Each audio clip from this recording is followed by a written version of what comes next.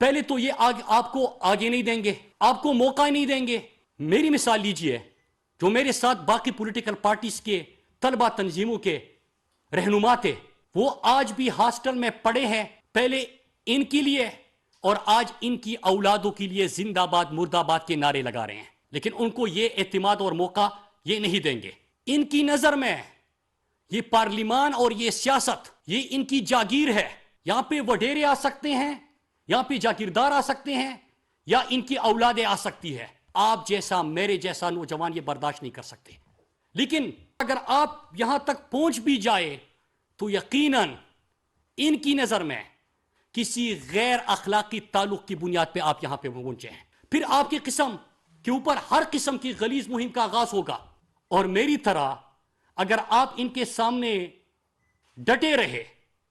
آپ نے حوصلہ نہیں آ رہا،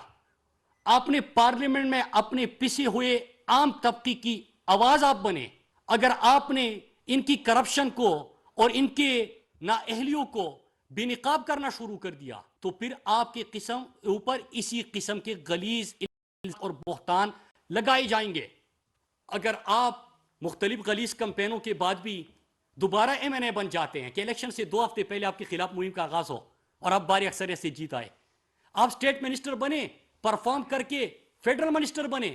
3 سال کے جتنے ٹارگٹس تھے اور اس کوارٹر کی جو سند دی گئی سارے ٹارگٹس اچیو کر دیے، تو اس کا مطلب کیا ہوگا کہ پاکستان کا ہر وہ بندہ، ہر وہ نوجوان، ہر لوور مڈل کلاس اور مڈل کلاس کا وہ نوجوان جو اپنی آنکھوں میں اپنے ملک کے غریب عوام کی تقدیر بدلنے کا خواب لے کے آتا ہے، جو ان کے اس سٹیٹس کو چیلنج کرتا ہے، جو اس جاگیرداروں کو، ان کے صاحبزادوں کو، ان زرداروں کو، ان کو چیلنج کرتا ہے، اور نہ صرف چیلنج کرتا ہے بلکہ پرفارم کرتا ہے، تو پھر ان کو اپنے اجارہ داری خطرے میں نظر آتی ہے.